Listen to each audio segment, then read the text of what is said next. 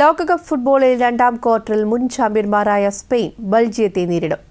2010 ശേഷം ആദ്യമായാണ് സ്പെയിനിന്റെ ക്വാർട്ടർ പ്രവേശം. പ്രീ ക്വാർട്ടറിൽ ആതിഥേയരായ അമേരിക്കയെ തുരത്തിയാണ് ബെൽജിയം ക്വാർട്ടറിൽ പ്രവേശിച്ചത്. മത്സരം അർദ്ധരാത്രി 12:30 ലോസ് ആഞ്ചലസിൽ നടക്കും. ലോക ഫുട്ബോളിലെ എക്കാലത്തെയും പ്രമാണിമാരായ രണ്ട് ടീമുകൾ സ്പെയിനും ബെൽജിയവും തലയെടുപ്പിലും പൊലിമയിലും മികച്ചവർ. യൂറോപ്യൻ ഫുട്ബോളിന്റെ ആക്രമണോത്സുകതയും സൗന്ദര്യവും ഒരുമിക്കുന്ന ഈ രണ്ട് ടീമുകൾ കൊമ്പ് കോർക്കുമ്പോൾ എല്ലാം പ്രവചനാതീതം. 1990 ലോകകപ്പ് ഗ്രൂപ്പ് മത്സരത്തിന് ശേഷം ബെൽജിയവും സ്പെയിനും ലോകകപ്പിലോ യൂറോയിലോ നേരിട്ട് ഏറ്റുമുട്ടിയിട്ടില്ല. അന്ന് 1-2 ഗോളുകൾക്ക് സ്പെയിനായിരുന്നു വിജയം. ഇക്കുറിയും കണക്കുകളിൽ മുന്നിൽ സ്പെയിൻ തന്നെ. പ്രീ ക്വാർട്ടറിൽ പോർച്ചുഗലിനെ മലർത്തിയടിച്ചതോടെയാണ് സ്പെയിൻ ടീം സെറ്റാവുന്നത്.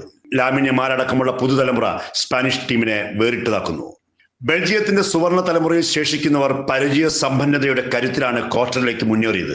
സ്കോർ ബോർഡിൽ പിന്നിൽ പോയാലും അതിശക്തമായി തിരിച്ചടിച്ച് മുന്നോട്ട് വരാൻ ബെൽജിയത്തിന് കഴിയും. ആതിഥേയരായ US-നെ 1-4 ഗോളുകൾക്ക് തകർത്താണ് ക്വാർട്ടർ പ്രവേശനം. മിഡ്ഫീൽഡിൽ ആധിപത്യം സ്ഥാപിക്കാനുള്ള സ്പെയിൻ കരുനീക്കത്തെ റൊമാലു ലുക്കാക്കും കൂട്ടരും എങ്ങനെ അതിജീവിക്കുമെന്ന് കാത്തിരുന്നു കാണാം.